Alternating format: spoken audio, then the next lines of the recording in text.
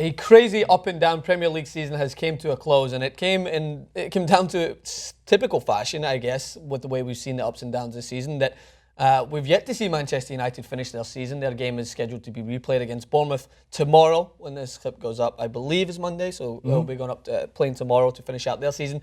Although they have to win by I think 19 goals to get into the Champions League. So I mean, it's not completely undoable, right? Because they've got such a good scoring record this season. Lewandowski going to sign with them? Yeah, Lewandowski's going to sign beforehand. Messi's going to come in for a rare one-off appearance, and they might just do it. Who knows? Either way, the security firm who left behind this mock bomb, which caused this outrage at Old Trafford, have been named. We're going to name them and shame them. Security Search Management and Solutions Limited, so SSMS, was hired by Deacon's Canines to test its sniffer dogs using fake bombs. Basically, the BBC understands. So, to wrap up yesterday, we didn't know the full details.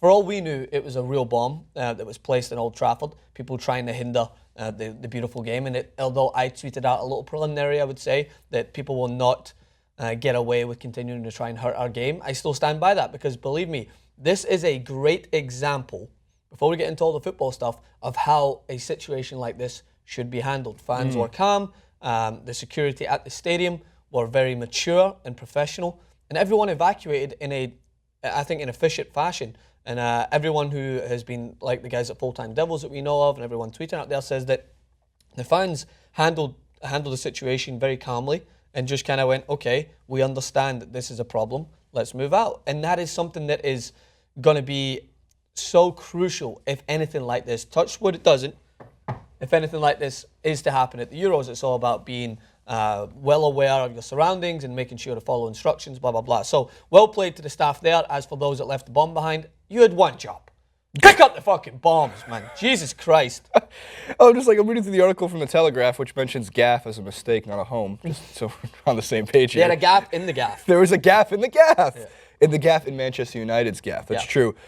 First of all, credit to Deacon's Canines. Love dogs. Dogs are better than cats. B-roll of Deacon's Canines. They're the ones who sniff out the bombs. And they're just like, look how happy this dog looks. Come on. Well, of course he's happy. Because he did his job and he found the bomb. I just find it amazing that, like you mentioned, they had one job. Don't forget the bombs. Which, by the way, I don't know, how many times has that ever been a phrase or a sentence used, even from a security there for company. A purpose. It's like taking your kid to daycare and then just being like, shit, forgot my kid. gotta get the dog. I was gonna say it's like the security company comes and sets up an alarm system for your house and then just leaves on a sticky note on the alarm system the code. Or what's this? Beep. It's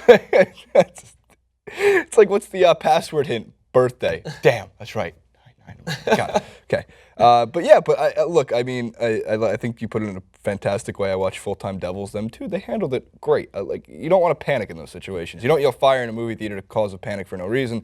There's a bomb in a Manchester United stadium, and they did what they were supposed to do. And now you get more Premier League football on Tuesday. One more game, yes, and I'm sure it's what an emphatic. It's a ratings tactic. Goddamn TV companies. Man United versus Bournemouth. Wow, I'm already too excited to even contemplate. I can't even. My words. Who knows? Anyway, so as for the standings, which won't change at the moment, who would have thought it?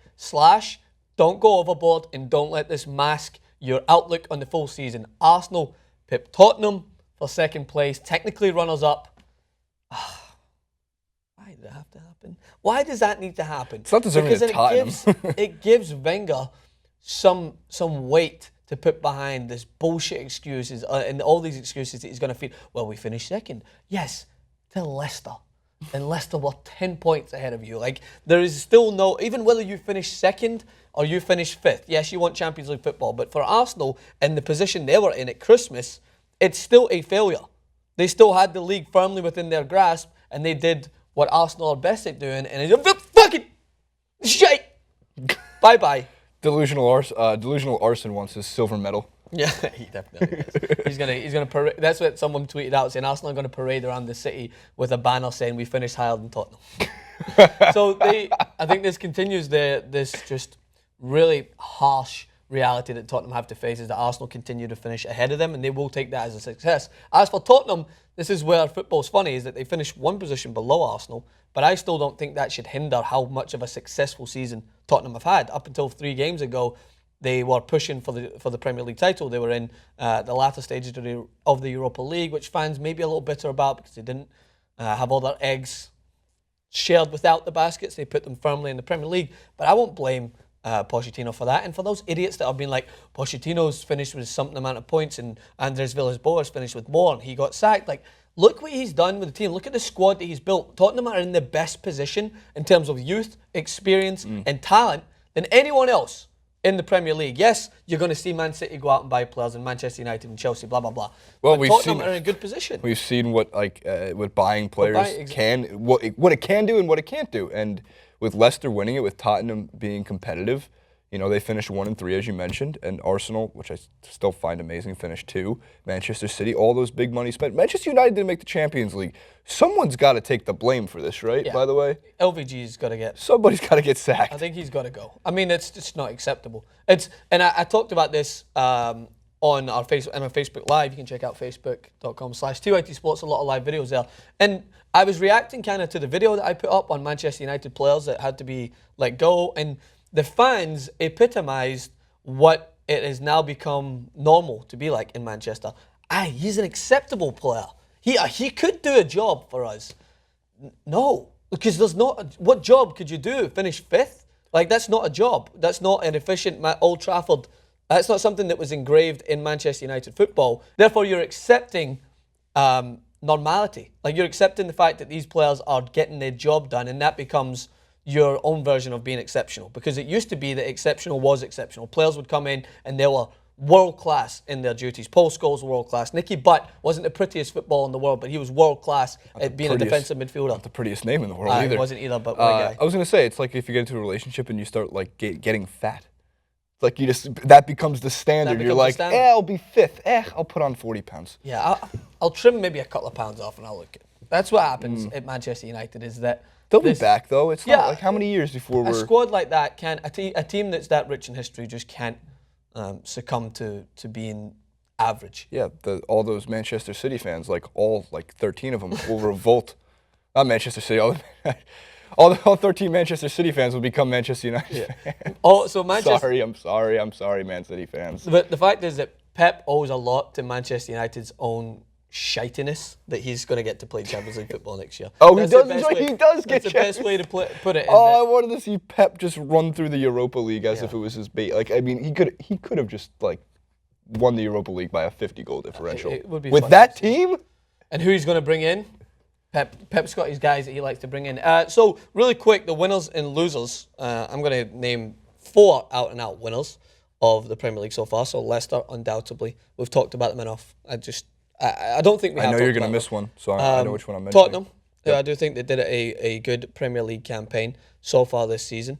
Southampton, who have proven, as Francis said way back, I predicted them to finish in the top 5, and I was on a clip with Jordi, I believe. A little bit ambitious, but they still proved to be a strong team, and they're going to add as long as they keep hold of the likes of Virgil van Dijk. No, but I meant to say they were going to finish top 4. Oh. And then West Ham. I still think that West Ham deserved to be in that mix of teams. And I think, and I'm going to add another one just because I can't rule them out. Is it Sunderland in the final games of the season? I fail to give a lot of credit to teams that put themselves in the relegation battle because they didn't prepare well enough or they weren't a strong enough team throughout the season. So I kind of don't like to be like, oh, well, they're the winners. But you got to give credit where credit's due for the final run-in. Is that will show the character and the strength of a team. Sunderland showed the Leicester-esque qualities that Leicester had last season to drag themselves out. Jermaine Defoe probably takes that W all on his own because he was the star man to help get them through that situation. So they're definitely the winners from a very strange but memorable Premier League season. I was going to say, you mentioned West Ham. I would say Payet. I think Payet deserves a lot more credit than he got all season long, especially when he's banging in free kicks. Normality. His free kicks from 30+ were a normality. Yeah. And then the losers, they're already in the bottom 3. And you already know that, man. Everyone in the Premier League is a loser apart from those winners. Now, Manchester United, undoubtedly. I won't put Arsenal in there because whatever. Like Arsene Wenger, we know. I think everyone has understood my claims. He needs to go. If you want to win a Premier League, he needs to go. Because you won't get another chance of Man United, Man City, Chelsea, Liverpool falling by the wayside like they did this year. Liverpool. Yeah. Newcastle, Aston Villa, Everton. There's plenty to choose from. Hit us in the comments. What did you think? Who are your winners and losers from this memorable Premier League season? What was your thoughts about the gaff and the gaff? That's what it should be called in the Gaff and the gaff. The gaff and the gaff with the bomb scare at Old Trafford. At Francis_Maxwell on Twitter, at JasonRubin91, and then find us both on Instagram, Francis Maxwell Host and Jason Rubin91 as well, and TYT Sports on Twitter.